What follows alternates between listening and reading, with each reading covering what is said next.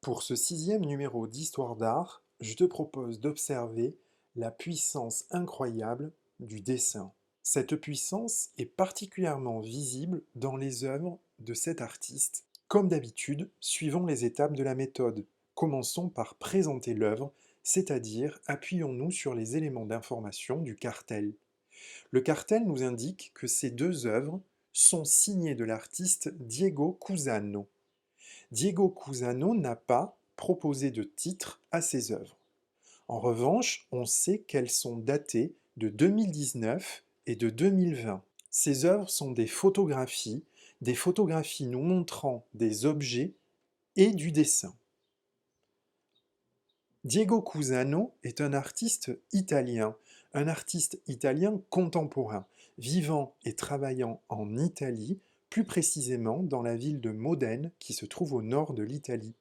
C'est un artiste contemporain, ses œuvres datent d'il y a à peine quelques mois. Poursuivons notre observation en décrivant l'œuvre, à savoir en disant ce que l'on voit. C'est la première fois que je te propose ici d'observer deux images, ce qui va nous permettre de comparer le travail de l'artiste.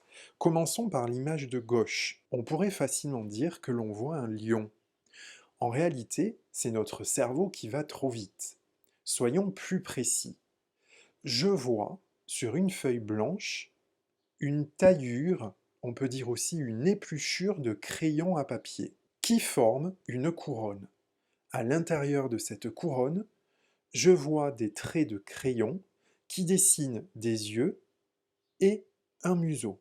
En bas de la couronne, j'observe d'autres traits de crayon qui dessinent des pattes, un corps et une queue. C'est ainsi qu'en associant les traits de crayon ainsi que la couronne d'épluchure de crayon, je compose l'image globale d'un lion. Je vois un lion assis de face qui me regarde. L'œuvre numéro 2. J'observe la photographie de deux cadenas que je reconnais avec l'anse métallique et le bloc permettant de former des codes chiffrés. Ces deux cadenas sont posés sur une feuille blanche. Sur cette feuille est dessiné un personnage de dos portant un sac à dos et semblant tenir de chaque main l'anse métallique des cadenas. Mon cerveau compose l'image et me permet de la traduire. Je vois un voyageur qui porte des valises à roulettes. Ces valises sont en fait les cadenas sous lesquels le dessinateur a reproduit deux roulettes pour chacun des cadenas. Si je compare maintenant ces deux œuvres, j'observe une technique commune, à savoir que l'artiste utilise de véritables objets, à droite des cadenas, à gauche, ça n'est pas véritablement un objet, on pourrait parler de matériau, la taillure d'un crayon, mais c'est quelque chose de réel, autour de quoi l'artiste dessine, c'est-à-dire qu'il compose doublement son œuvre à partir d'objets réels et de dessins.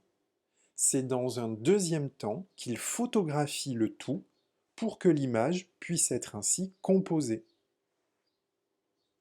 Passons à l'interprétation, c'est-à-dire essayons de comprendre ce que veut nous dire l'artiste. En réalisant ces dessins autour d'objets bel et bien réels, le tout photographié à la fin du travail, l'artiste Diego Cusano nous invite à nous évader du réel. Le réel, c'est le cadenas. Le réel, c'est l'épluchure de crayon. C'est peut-être même d'ailleurs encore plus marquant avec cette œuvre du lion, puisque cette épluchure de crayon est normalement destinée à être jetée à la poubelle. Et voilà que l'artiste, avec toute son inventivité, toute son imagination, lui redonne vie en la transformant en autre chose. De même que les deux cadenas ne sont pas utilisés ici en cadenas, c'est-à-dire qu'on ne les utilise pas pour fermer quelque chose, ils sont transformés et deviennent des valises à roulettes. Notre cerveau comprend immédiatement cette transformation, c'est donc là la puissance du dessin. On peut presque dire que notre cerveau est trompé par l'artiste, parce que on voit un lion alors que ça n'est pas un lion. On voit des valises à roulettes alors que ce ne sont pas des valises à roulettes. Mais le rôle de l'art, le rôle de l'artiste, est-ce que ça n'est pas justement de tromper le spectateur en lui montrant des images qui ressemblent au réel alors qu'elles ne sont pas le réel? Une œuvre d'art est toujours une fabrication, une création, parfois une reproduction de la réalité. Et là, l'artiste, simplement avec son crayon, ouvre une porte incroyable vers l'imaginaire. En conclusion, disons ce que l'on pense de cette œuvre-là. En fait, Diego Cusano réalise une série. C'est pour cela que les œuvres n'avaient pas de titre. Il réalise de très nombreuses productions avec toujours ce même principe d'associer un objet dans sa réalité avec du dessin autour de l'objet. Ce dessin va transformer l'objet pour lui donner une toute autre nature, une toute autre identité. Bien entendu que l'artiste observe l'objet, sa forme, ses couleurs. Et c'est bien souvent la forme de l'objet qui va donner l'idée à l'artiste de transformer par exemple un ouvre-bouteille en gymnaste, ou un sécateur en patineuse, ou encore ses pinces à linge en médecin et infirmier. Diego Cusano n'est pas le seul artiste contemporain à travailler de cette façon.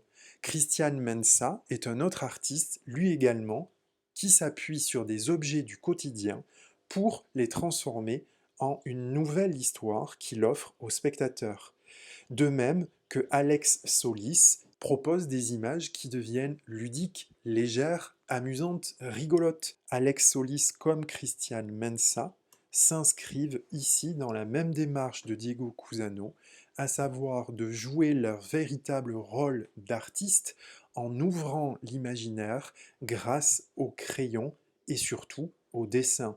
Le crayon est ici montré dans toute la puissance de l'outil, le dessin est montré dans toute cette merveilleuse capacité qu'il a d'ouvrir le réel vers l'imaginaire. À bientôt pour un nouveau numéro d'Histoire d'art.